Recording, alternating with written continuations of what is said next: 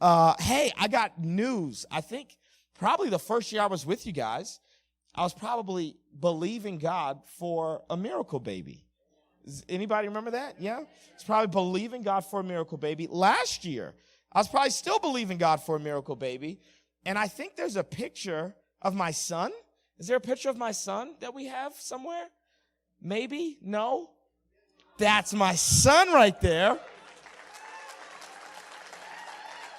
Update. Miracles happen, okay? Update. That is Theophilus Emmanuel Arango. And that little guy is 9 weeks old. And anyone who doesn't believe that miracles are possible, man, you're looking at someone. When me and my wife got diagnosed with infertility, I had no sperm. I don't know if you know how birds and bees work, but you need sperm to have children. And you're looking at someone who got medically diagnosed as a male with no sperm. And before I left my house this morning, I held my son in my arms. And so I don't know whatever you think is impossible, but I came to preach to your faith tonight. Because whatever your rationale is telling you is possible or impossible, God is bigger than your logic. Whatever mathematical equation you have put together, and 2 + 2 always equals 4 in your little brain. But can I tell you something? When God is involved, 2 fish and 5 loaves can feed thousands of people. So I don't know what the loan officer has told you, or what your insecurities have told you, or what the enemy has told you, but you're looking at the proof that God can do anything. He can literally do absolutely anything. And along this journey, I've met women without a uterus that have had babies. I've met women with no fallopian tubes that have had babies. You're looking at a man with no sperm who has a biological child. So whatever you think God can't do, can I tell you something? What's impossible with man is possible with God. There is no category of impossible with him. I'm a living testimony that God can do anything. He laughs at your impossibilities. I never thought that that little dude would be here. For real. I never thought that it would be possible. I had faith before we had a kid, before we got pregnant. But it's like, kind of, when you're in faith before a miracle happens, you kind of sound stupid to yourself. That's how you really know it's faith. Because like you say things out of your mouth and you're like, I don't even know if I believe that. But I said it, but I declared it, but I confessed it. Like people with faith, they sound crazy. Start saying crazy things. And so I want to preach to your faith tonight. My son's 9 weeks old, and I've never been more full of faith. 9 weeks old, and I've never been more full of faith. And maybe disappointment has gripped your heart. Maybe disappointment or discouragement has defined the season that you're in. I know that as I've, gone around the globe, I mean, just because of a pandemic, because of COVID, because of depression, because of suicide, people are just kind of like tired, worn out. And I want to like jumpstart our faith. I want to hook some jumper cables up to our faith. And I want to preach to your faith tonight because we are saved by grace through faith. Like our whole relationship with God is actually dependent upon our faith. Hebrews 11:6, it says this, and without it is impossible to please God. Because anyone who comes to him must believe that he exists and that he rewards those who earnestly and diligently seek him. Sometimes I think that we misconstrue this passage and we think that without faith, it is impossible to get a miracle. Or without faith, it is impossible to receive breakthrough. But can I be real with you? We don't have faith for results. And without faith, it is impossible to what? Please God. So even when I have faith, and fail, even when I have faith and it doesn't work out my way, even when I have faith and I tithe and I still get unemployment, I still get laid off, even when I exercise faith and things don't go my way, I realize that my faith was never to get stuff. My faith was to please God. Therefore, even when it doesn't work out my way, the enemy is not able to come into my mind and tell me, see, it was a waste of time. You should have took that risk anyway. Because at the end of the day, my faith is there to do one thing. My faith is there to please God. Can I tell you something? Even when you tithe and get laid off, your faith still did what? Please God. And I'm not in this to be a spiritual gold digger. Nah, boo-boo. I'm in this to please God because he's not my genie. He's my God. Whether or not I get the pot of gold at the end of the rainbow or not, the journey is worth it. And if you're living a life based on, and you're thinking to yourself, see, I tried faith. I tried doing that. I tried. Pastor Manny, I'm here to tell you, I believed at some point in my life, and I used to believe God for healing, and I used to believe God for this. And then, disappointment and discouragement just kind of got me down. I would tell you, so you're telling me that your faith is contingent upon stuff happening or not happening? No. The reason I'll have faith today, tomorrow, the next day, is because faith puts a smile on God's face. It pleases him. It pleases him. The same way that worship pleases him, faith pleases him. Can I ask you something? Have you put your faith on autopilot? Have you put your faith on cruise control? I want to preach to your faith tonight. I want to speak not to your mind, not to your heart, not to your logic, not to your rationale. I want to speak to your faith. Because this morning I held my miracle baby in my arms, and I believe that there's some miracles you need to be holding as well, that this church is going to hold, that you're going to hold, that your family's going to hold, that Fort Stockton is going to hold. Come on. And if God's will is going to be accomplished, it's going to come through some strong-willed people, some people with some stubborn faith, with some persistent faith, with the kind of faith that says, I will not take no for an answer, and I will not let you go until you bless me. So let's talk about faith. Let's go to Matthew chapter 14. Anybody got a Bible? You got a Bible? No? I didn't hear any responses there. I'm black. For anyone who didn't notice, which means I'm never asking rhetorical questions from the stage. Just holler back at me, okay? Anybody got a Bible? Come on, here we go. If you got a physical Bible, go ahead, wave it at me. Come on, where all my AP honors Christians at with the physical Bibles? There we go. Awesome. Come on. Anybody got a digital Bible? Digital Bibles? All right, those count too. If you got a digital Bible, go ahead and go to the book of Matthew chapter 14. And I am very excited about this message.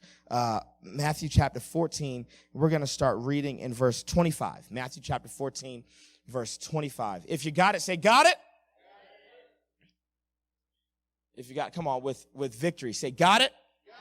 Awesome. And I think we've got slides. Yeah, okay. Verse 25. It says this, shortly before dawn. If I don't say a word, that means it's your turn to kind of say the word that I don't say. Because we do call and response, you know what I'm saying? If there was a day where you wanted to be black, today is your day, okay? Today is your day. We gonna holler back at me in church as if you black, okay? You black today, okay? Because don't nobody shut you down like a black church mama, okay? Black church mama. Even if you preaching bad, like you could be doing a bad job, the church mama still ain't gonna be quiet. Church mama gonna say, help him, Holy Ghost. In the middle of your sermon, you know what I'm saying? Church mama still ain't gonna get quiet on you. This crazy how that same church mama will be like, if you preaching good, that church mama will just stand up and look at you like something stank. Like that same church mama will begin to say things like, boy, you better take your time. Let's go. Say it again for the folks in the back. Make it plain. Okay, preacher. Like you, church mama will say all types of stuff. So you really know, if you're at a black church, you really know you preaching good if the organist just gets on stage and starts playing behind you. That's the ultimate sign of, oh, I'm preaching. Because the organist don't think nothing's good. The organist is been in church longer than everybody else and heard every sermon. If the organist is like, oh, I'm moved, then you've done something. You know what I'm saying? So, hey, man, if you want to go buy a Hammond B3 and get that in here before, the end of the sermon, that's fine too. All right, come on. So everybody black today. You black, you black, you black, okay? Some of us are going from white to black. Some of us are going from brown to black. Okay, we all black though, okay? We black today. But your powers are done at midnight, so It's just like Cinderella, you know what I'm saying? You will wake up tomorrow morning, whatever color you woke up today. So you're black just till midnight, okay? So come on, let's go. I got ADHD. Don't distract me, okay? Let's go to Matthew chapter 14. And we'll read this passage. Shortly before dawn, Jesus came out to them walking on the, okay? Verse 26. When the disciples saw him walking on the lake, they were terrified. Ain't it crazy how you could live in the mundane for so long that the miraculous scares you?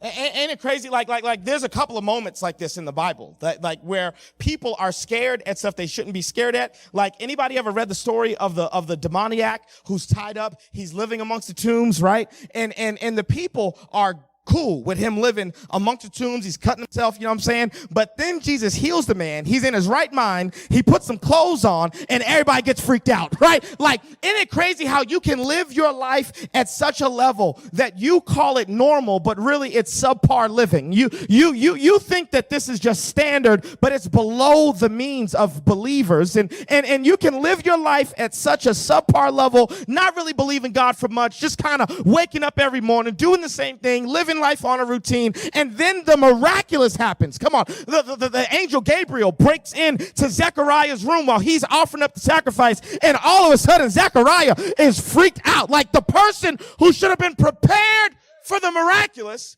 has been living their life at a level that is less than miraculous, and now what should scare them is actually no miracles.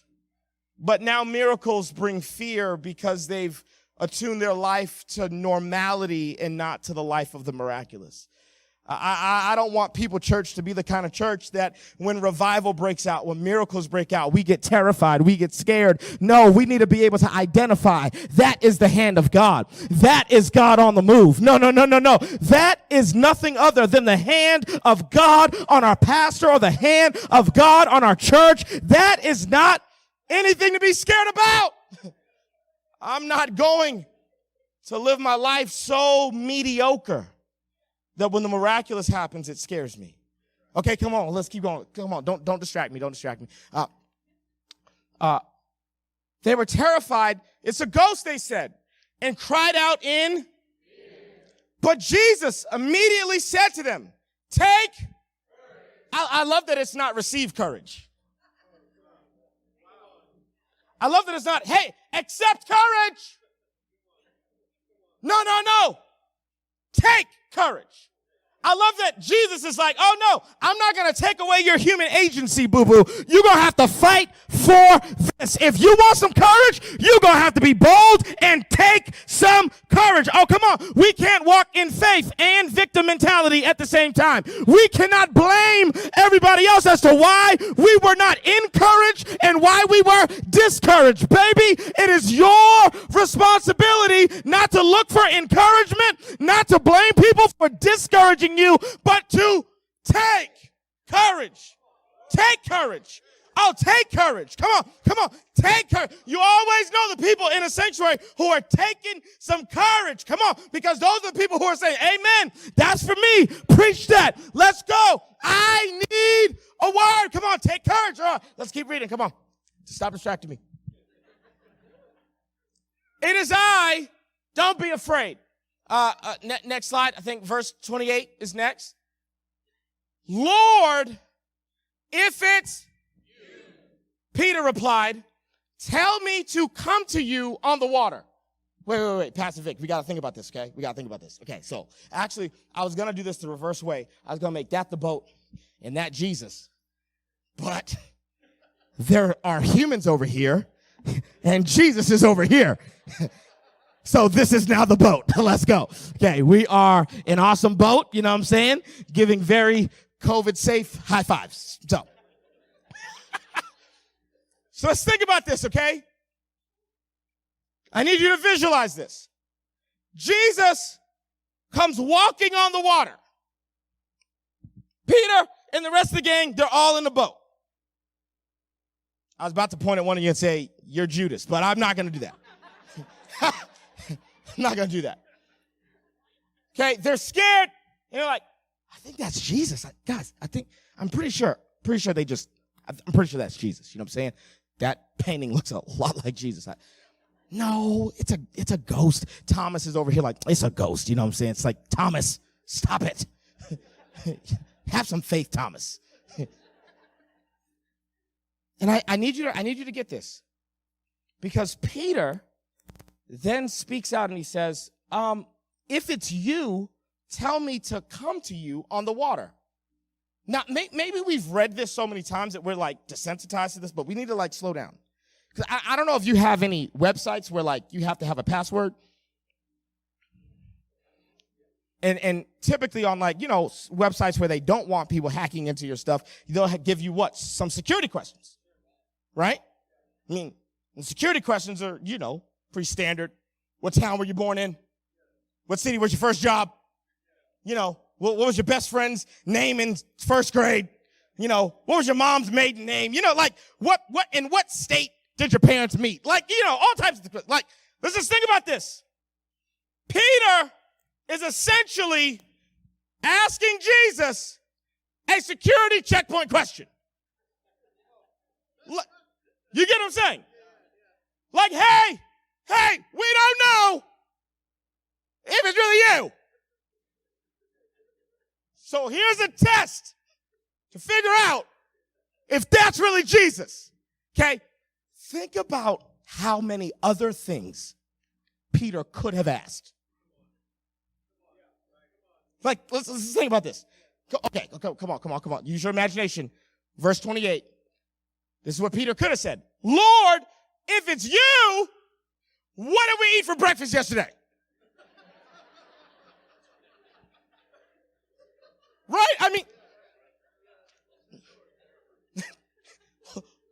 Lord, if it's you, what town were we in when you turned the water to wine? Like, Jesus yells back, Cana! Security question answered correctly, right?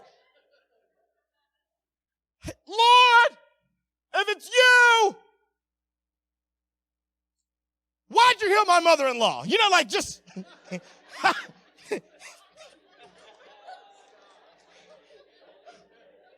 She was old. She was annoying. She could have died. Like, why'd you do that?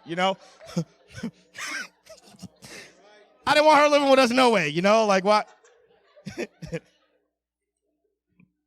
I need us to get this. Like, I think we've just read this so many times.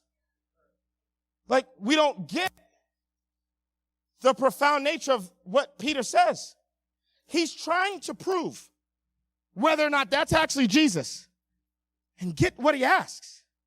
If it's you, tell me to come to you on the water. Peter knows so much about Jesus that Peter understands that Jesus, if it's really him, is going to force Peter outside of Peter's comfort zone. He understands. He's been walking with Jesus for so long that he knows that Jesus is not content to just do miracles, but he's content to empower us to do miracles as well. Like, he's been walking with Jesus long enough to ask the pertinent and correct security question. Oh, I know. If it's really you, God, if it's really you, you're going to force me to have faith. I know if it's really you.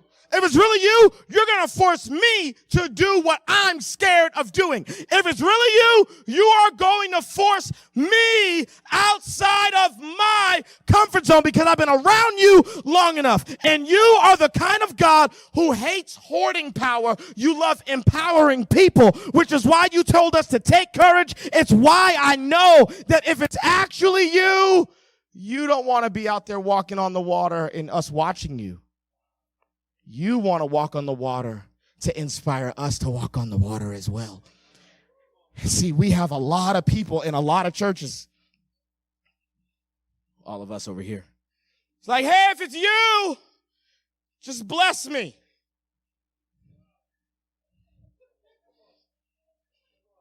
That's how we'll know that it's you, Jesus. Is that Jesus or a ghost? We don't know. What should we ask? Okay. If it's you, just make my anxiety go away. I'm stepping on toes. If it's you, give me a job. Like so.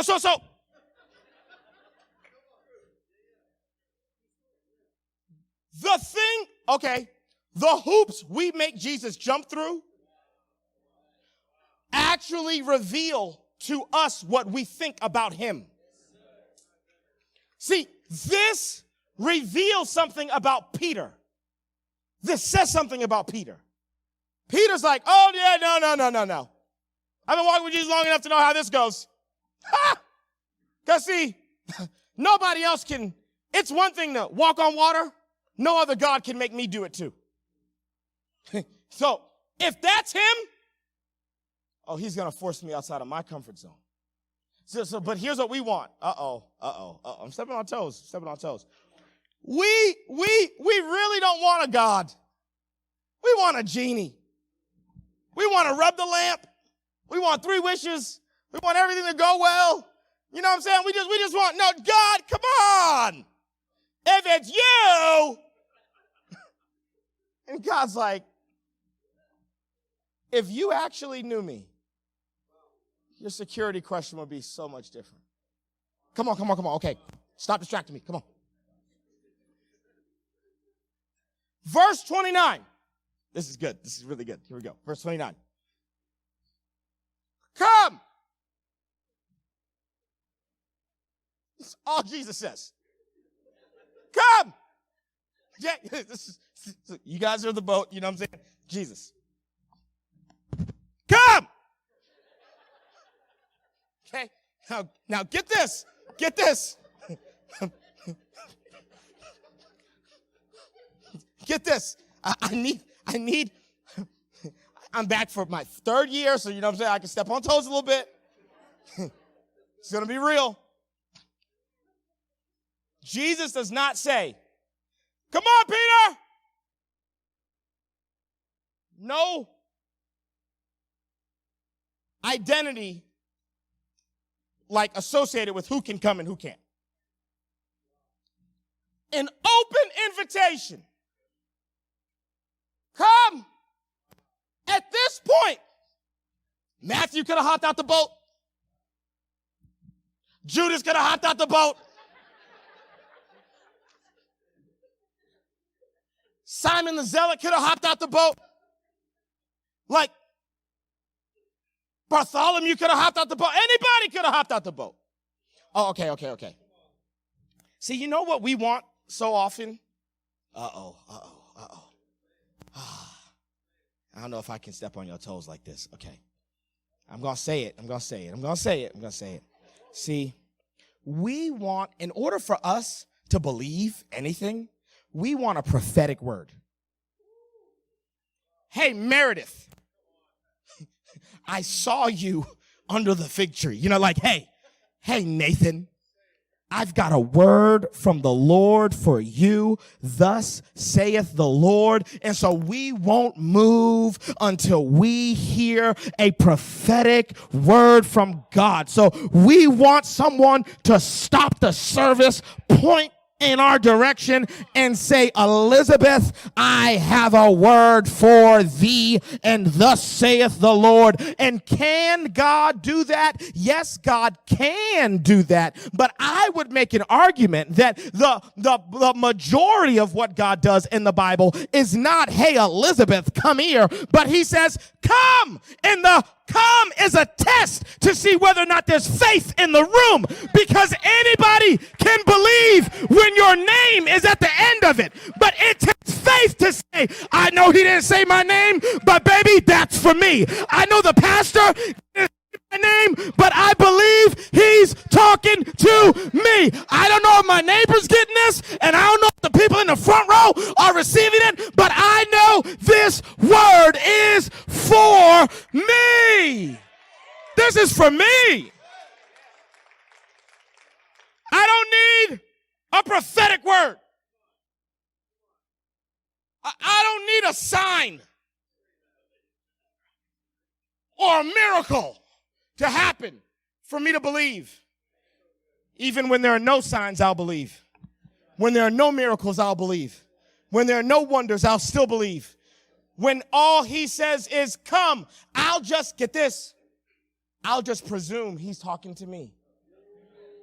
I will assume he said come. Oh yeah, he's talking to me. Did you hear him say come? Yeah, I heard him say come. I'm about to get out of this boat because he's talking to me. See, Jesus, get this. And he tells the parable of the sower. This is a God who scatters seed.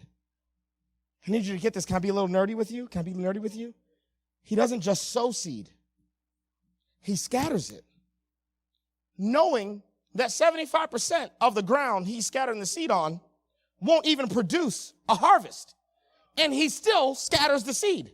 Because the way that God is calling people into his kingdom, calling people to faith, calling people to have faith in him, calling people to lordship in Jesus, is just scattering seed. And you want an addressed envelope with your name on it. You want to be invited. But this is a God who's not really inviting individual specific people. But he's saying this: whoever's got ears to hear, let him hear.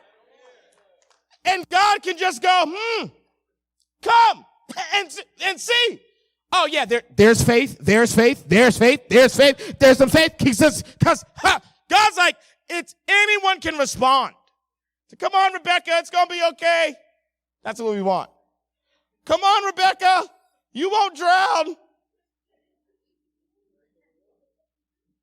Oh, can we preach? Because see, the opposite of faith is not fear. The opposite of faith is certainty. So we want guarantees from God. Okay, now, if I walk out on this water, what's going to happen, though? Like, can you imagine what this conversation would be like if this is you and Jesus? Jesus would be like, come. And you'd be like, who?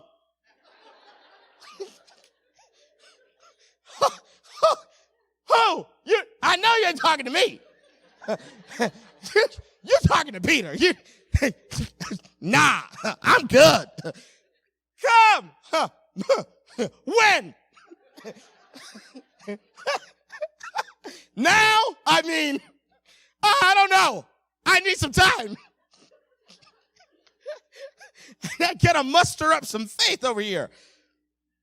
Imagine this conversation had it been you and Jesus. Peter hears the word come. He gets out of the boat. Here we go.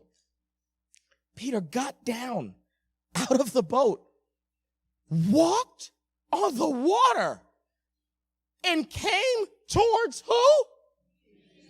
But when he saw the wind, I don't even know how you see wind. We won't even go there. It's a whole nother sermon. Okay, let's keep going. But when he saw the wind, he was afraid, beginning to sink, cried out, Lord, save me. So I need you to get this. I need you to get this. Peter and Jesus having a conversation. The conversation finally leads to action, because the first step of building faith is to talk. Like it starts conversationally. There's no way around it. You've got to start to confess and declare things that make you feel like you are crazy. We're going to be parents. We're going to Target. Why are we going to Target? We got to buy a crib. Why do we need to buy a crib? Because we're about to be parents. My wife's looking at me like, we are very infertile. I'm like, yeah, I get that. And I don't even know what I believe in my heart yet, but I got to get my mouth right. If nothing else, I lose nothing by talking like a crazy person. I lose nothing. I lose nothing. What's the most expensive crib? Oh, $250? Got it. Yeah. I'd rather have $250 out of my bank account, but have faith. Then what? I'm saving money, but what? I don't have faith. And we think that that's good math. That's terrible math. So the talking, though, is great. But come on, Pastor Vic, we both know a lot of people who they've been talking up a good game for like 10 years. And they're kind of like the people who like, you playing double dutch? And they're just like, right? This is how I play double dutch. Right here. This is how I jump double dutch. Waiting for my window, you know? And at some point, you have to realize that faith without works is dead. And so Peter, this man, gets out of a perfectly fine boat. This boat is not drowning. He gets out of a working, functioning boat. And get this. He starts walking on water. My man is walking on water. This is crazy. Have you ever tried walking on water? I have. Okay? The only thing cooler than walking on water is walking on air, okay? He's walking on water. But get this. He makes it all the give me the next slide. He makes it to Jesus. See, he walks on the water. He gets to Jesus. And we know he makes it to Jesus because what? He sinks. Jesus grabs him up. Get this. What does Jesus say? Immediately Jesus reached out his hand and caught him. You of now, whoa. Little faith? Me and Jesus would have been fighting right here. Okay? Little faith? I just walked on water. You may as well be cussing at me at this point because little faith? I'd look back at Jesus like, have you ever walked? Oh, yeah, you have. Okay. Like, Peter is the only man in recorded history that we know has walked on water. And Jesus says that this is little faith. I remember when I read this a couple of months ago, I went, then I must have no faith. Like, I mean, because Jesus calls walking on water little faith. And I need to teach this. I need you to get this. See, we think that Peter exercised great faith because we are impressed by the miraculous in a way that God is not impressed by the miraculous. See, God looks at the miraculous the same way he looks at sin.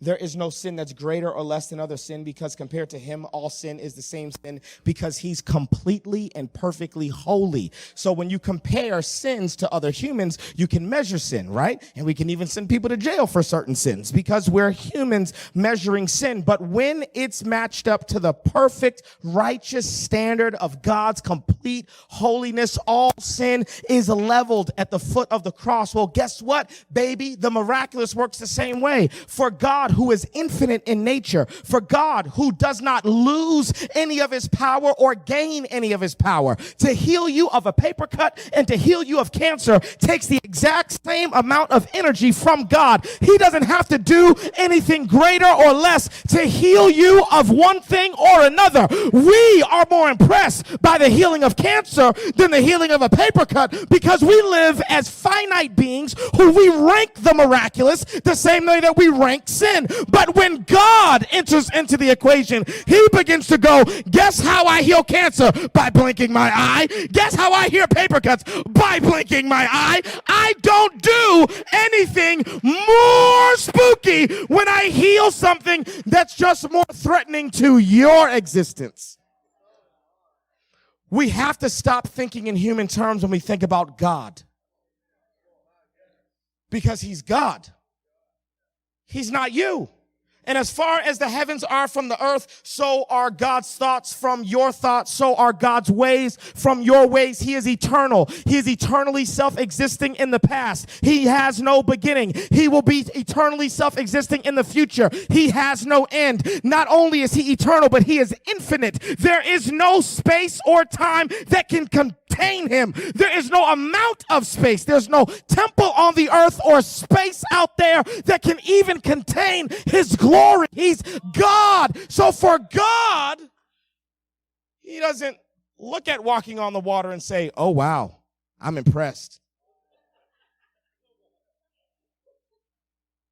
He looks at you walking on the water and he goes, yeah, I did that. See, we walk on water and we think we did that. That's why we're impressed. We're like, can you believe it? I'm walking on water. Huh? Little faith. What? Little faith? You see what I just did? And Jesus looks at you and goes, you mean, do you see what I just did? I'm the reason that you were able to walk on water. I made that water solid underneath your feet. I'm the reason that you should be thanking me that you made it this far. Now, here we go. Can we go deeper? So then what is great faith? Because there's only 2 times that Jesus says you've got great faith. The Roman centurion, the Canaanite woman, the Syrophoenician woman whose daughter's demon possessed. Only 2 times where God says, ooh, great faith. And great faith is not attached to how impressive a thing was. Great faith is attached to how long you were able to believe. Can I tell you something? I want to be the kind of person who I don't just have sprints of belief, but I can run a marathon of belief. I don't just want to be the kind of person who can believe because it's trendy, or believe because I saw some signs, or believe because I heard a good sermon series on faith. No, I want to believe for the long haul. I want to believe this year, next year, this decade, next decade. I want to believe for my life. I've got to break down the Greek word for faith, if we're going to not just hear something exciting, but really learn, take something away. Okay, the Greek word for faith is pistis. Everybody say pistis. You know Greek now. It's awesome. It's Koine Greek. The word that you would find in a Greek New Testament for faith is pistis. Now, here's where the English language does something that's a little awkward, because in Greek, the word pistis, it actually means 2 things. In the same way, right, that the Greek word for love, it actually has 4 meanings in English, right? This is very similar. That the Greek word for pistis actually gets translated as 2 separate words in English. The first is faith, as in belief. And the second one is faithful, as in allegiance. Fidelity. And in English, we do something weird, because whether we're talking about positive words or negative words, when we add F-U-L at the end of a word, it means that that thing is full of that thing. You tracking with me? So if I said, hey, that is sinful, we would all understand it's full of sin. Sinful is full of sin. If I said, hey, that's just spiteful, we would all understand that means full of spite. Vengeful, we would all say that's full of vengeance. Positively, it works the same way. If I said, man, she is so joyful, everyone would say, yeah, she's full of. If I said, yeah, she's really, or he's really peaceful, everyone would think, yeah, he's full of. Yeah, see, in English, when you add F-U-L at the end of something, it means that that person or that thing is full of the word that you're using to describe them. Whether it's vengeful, spiteful, hateful, peaceful, joyful, except faithful. For whatever reason, full of faith means I'm able to believe. But faithful means something totally different. If I said to you, I'm faithful to my wife, you wouldn't think to yourself, he believes in his wife. You would conclude he doesn't cheat on his wife.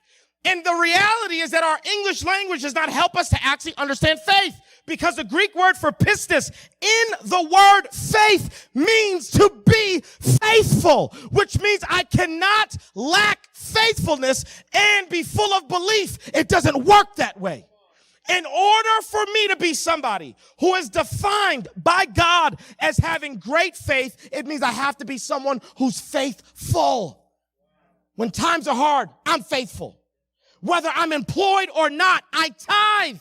Why? Because I'm not just full of faith, I'm faithful. I'm a faithful person. And for whatever reason, we have made a delineation between people who are faithful and people who are full of faith. And I'm here to tell you that if you're going to have great faith, according to the biblical definition of great faith, then you are going to have to be faithful. I'm here. I'm consistent. I'm persistent. I'm doing this for the long haul. This is what God says is great faith. You can't have great faith just by doing a lot of impressive things. No, you can do all the impressive things in the world. You can walk on water if you want to, but as long as you can only walk on water for a couple of steps and then lose faith, then that will always get you relegated to the category of little faith, because God doesn't want somebody who can walk on the water for a couple of moments. He wants somebody who can walk on the water year after year after year after year after year. I'm not just walking on the water because it's trendy. I'm not just walking on the water because my friends are at church. No, I'm walking by faith for the long haul. I've chosen that faith is a lifestyle for me, and I am going to be faithful. I'm in this thing with God. I'm in it permanently. I'm doing this, and I've made up in my mind, come what may, I'm going to have faith. Pandemic or not, I'm going to have faith. Furloughed or not, I'm going to have faith. Anxious or not, I'm going to have faith. Dealing with a generational curse or not, I'm going to have faith. Diagnosed with infertility, I'm going to have faith. Diagnosed with cancer, I'm going to have faith. Whatever the circumstance, I'm going to have faith. Because I don't just want to be someone who practices steps of faith. I want to be someone who's on a journey of faith, so that God can say, well done, my good and faithful servant. Now get this. I get young adults always ask me, now, this is always a question from young adults. Not here, at my church, back in North Carolina. Y'all are perfect. Pastor Manny, now if I start tithing, it's always a tithing question, right?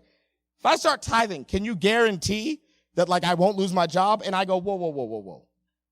I can't make any guarantees. That's not the point. The point of tithing is to show the Lord that your job is not your idol. So you could start tithing and God could take it away. Actually, because the point of tithing isn't to get stuff. The point of tithing is to show God that you have my heart. Because where my treasure is, there my heart will be also. And I get a lot of people who are like, now, if I walk by faith, are there any guarantees? And I go, no, actually, whatever you think is the worst case scenario could happen. If you get out of this boat, you better be mentally prepared to sink.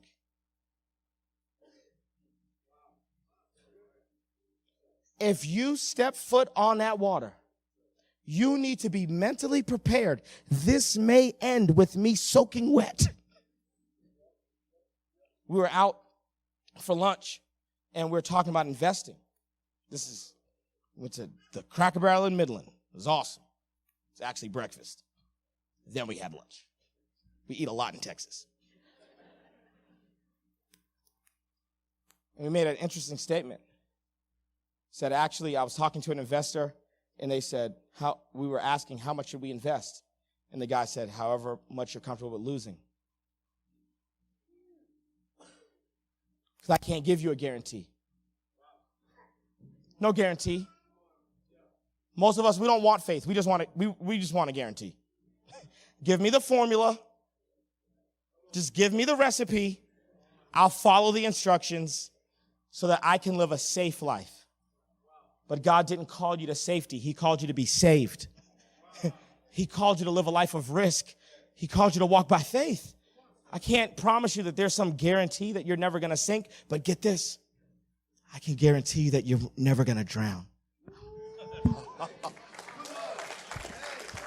Because as soon as Peter started to sink, what does the Bible say? That Jesus caught him, reached down into the water, grabbed Peter. I can tell you right now, you may sink, but you won't drown. I can guarantee over your life, yeah. You may get wet. You may get embarrassed. The disciples may look at you and say, hey, we told you not to get out of the boat. We tried to warn you. There you are there. You're choking on seawater. Here Peter is flopping around. Jesus has got him. Jesus is now saying, you got little faith. Can't give you a guarantee you won't sink. But I can give you a better guarantee. You won't drown. Oh, come on. Hard pressed on every side, but not crushed. Perplexed, but not in despair. Oh, come on. Come on. Like, this is our faith. This isn't fragile mountaintop faith. No. This is rugged Ford F-150 faith. Like the kind of faith that can like get on some dirt roads. The kind of faith that can like stand the test of time. Now, here we go. I flew all the way to Fort Stockton.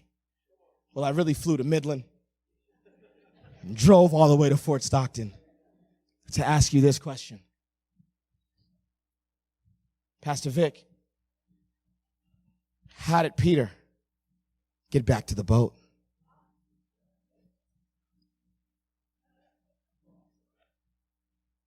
Because what does it say? Verse 32. And when they climbed into the boat, the wind died down. Whoa, whoa, whoa, whoa, whoa, whoa, whoa, whoa, whoa, whoa. Let's replay this. That's a ghost. No, it's Jesus. No, it's a ghost. No, it's Jesus. Look. Hey, Jesus. Yeah. If that's really you, tell me to come. Come on. I'm going. Yeah, you do that. Tell us how it goes. You know, like you go for it. Yeah, I'm going to do it. I'm going. All right, Peter, come on, go for it. Peter gets out of the boat. Walks towards Jesus. Gets to Jesus. Sinks. Gets rescued. And now the question is, how do they get back to the boat? Because Jesus does not give Peter a piggyback ride back to the boat. Jesus does not carry Peter back to the boat. I've heard a lot of sermons on Peter walking on the water the first time. But I'm here to tell you tonight that Peter didn't just walk on the water one time. Peter walked on the water 2 times. Because after the failure, after the sinking, after you lose faith, God begins to look at you and say, are you ready to get back to the boat? Because anybody can do it before they failed. It takes a whole nother kind of human to fail, get back on their 2 feet, and hear God say, we're doing this again. I know you had faith one time, but we're about to have faith again. I know that you believed. I know that you're blaming yourself because you lost faith and you sank. I know that you've been dealing with guilt, but this is why we can't preach faith without preaching grace. And I feel like this is prophetic for the moment that you're in as a church. Shifting from Grace Point to People Church. Going from a foundation of God's word and then a foundation of grace and now getting faith. You know why? Because you can't even operate in faith until you forgive yourself. Until you begin to go, I know I failed. I know I lost faith in Jesus. I know I wasn't faithful, but I can't stay over here. I've got to get back to the boat. And Jesus is looking at me and my worst nightmares have come true. I never thought I'd sink, but here God is looking at me and saying, there's more left in your tank. Your ladder will be greater than your former. Your best days are ahead of you, not behind you. You can't stay here. You've got to get back to the boat. But Jesus, you want me to do what I just failed publicly at doing? Well, people told me not to quit my job and launch out as an entrepreneur. People told me not to have faith. They told me to play it safe, and I didn't listen. And my aunts and my uncles and my parents, they all think I'm stupid. My cousins think I'm dumb. And now you want me to try again? Jesus goes, yeah, but get this. On the way here, we're walking towards me. Now I want you to walk with me. And we're going to walk back to the boat, not for anybody's applause, not because we need praise from anybody, but I want you to learn my pace and learn my rhythm, and I want you to keep step with me, and we are gonna walk back to the boat together. Can I encourage you, church? There are some things that God is asking you to try again. Again. Oh, no, I used to volunteer. I don't do that anymore. And God's like, hey, start serving. Again. I used to see myself as a leader. I used to be super spiritually mature, and I was a leader, and I had a leadership role in church. And I know they keep inviting people to lead a church, and that's not really me. And God's like, hey, can you lead again? I don't know what you believe God for. Hey, I know God started me to be an entrepreneur, but then I started a business, and I started another one, and I started another one, and I kept failing and failing and failing. And God's like, hey, can you do it again? See, I'm not that impressed by people who can get out of the boat. You know what I'm impressed by? People who can get back to the boat. Oh, yeah. I get it. You got out of the boat. You walked a little bit. You sank. You've been beating yourself up about it for the past 5 years. And now God is saying, can you accept my grace so that you can live by faith? Because you're saved by grace through faith. It's funny, me and my wife, we got diagnosed with infertility, and it became abundantly clear that we just needed to do IVF in order to get pregnant. There's a long story as to why we received the confirmation as to why we needed to do IVF. So IVF in America was going to cost like $25,000 to $30,000. I'm not balling like that, so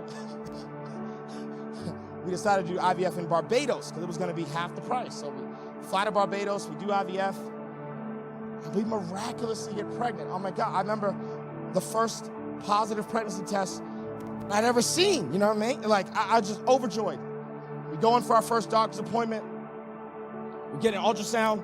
I mean, I'm excited. I'm full of faith. I'm jittery. I can't believe this, you know. For years, this issue has defined us. We get to, like, see our baby today. It's like proof that we're actually pregnant.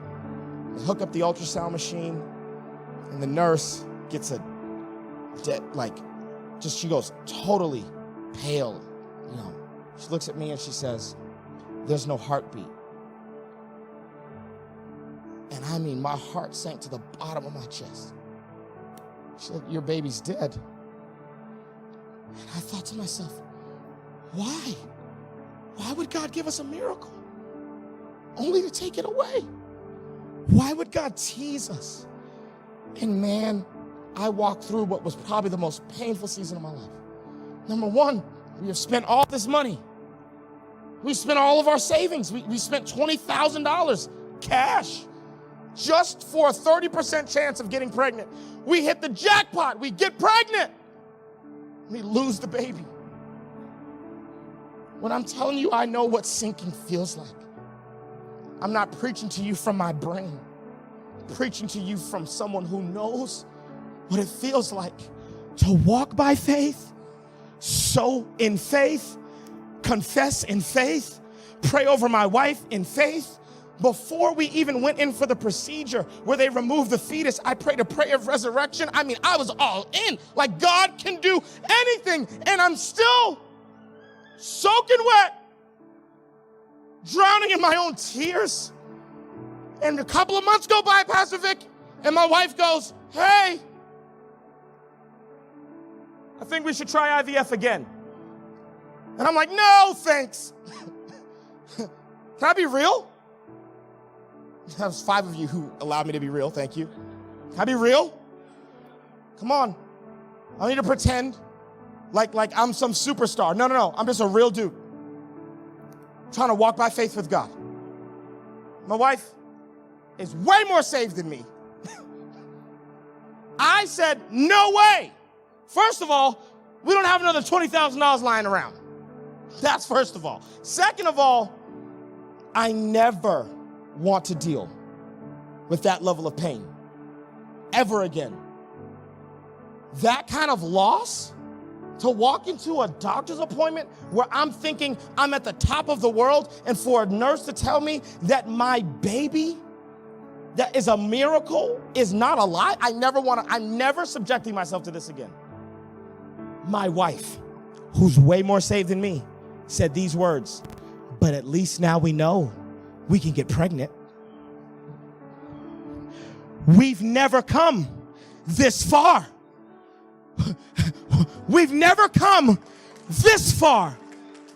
And since we've never come this far, why would we let this far define how far we'll go? And there's a lot of us in the room, you think that whatever you're dealing with right now is the end. It's not the end. You're only halfway to your miracle.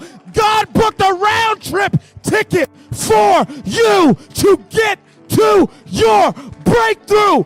This is not the end. This is not final. So I got myself together. But yeah, if God provided the first $20,000, if he did it before, he'll do it again. Random person, cash at me $4,000. What? Another random person, another $4,000. People that I know in Boston, $1,500. A random dude in Portland, Oregon, another $15,000 check in the mail. Before we knew it, our airfare was covered. Hotel fees were covered. So I had a quarantine in Barbados because of COVID. Put this picture up of my son. I wouldn't have this little guy had I stayed over here. Had I stayed in my depression, had I stayed in my fear, had I stayed in all of my feelings, had I continued to sweep all those feelings under the rug, I wouldn't have this little guy. Had I not said, you know what? I believed by faith. I sank. What am I going to say? I was so embarrassed, Pastor Vic, to even tell people that we had a miscarriage. So I thought to myself, how are people going to believe? How are people going to hear a faith message from me when and my wife is having nightmares that she's dropped a baby? I mean, all the trauma associated with a miscarriage. We decided we got to get back to that boat. There's more left for us to do. God is not finished with me. He's not finished with my family. He's not finished with my story. He's not finished with this church. He's not finished with what he's doing in this region. He's not finished in Fort Stockton. He's not finished. He's not finished. God's not finished. And even when you feel like you're finished, God is saying you're not done yet. Can you get up and grab my hand, and step by step we're getting back to the boat. We're gonna do this thing a second time. Woo! Got a question for you tonight. Do you need round trip faith? Round trip faith. Come on, maybe I'm preaching to somebody. You've walked by faith. You have. You've walked by faith before, but somewhere along the way, disappointment, failure, discouragement, it made you believe that you didn't have faith. Can I tell you something? You're not wet because you failed. You're wet because you got experience. Oh, yeah. And I trust somebody soaking wet to walk back to the boat more than I trust some rookie who's never felt what it feels like to fail before. Can I prophesy to you? God's not done with you. If you know that's for you, if you know that's for you, Can you lift your hand right where you are? If you're like, yep, that's for me.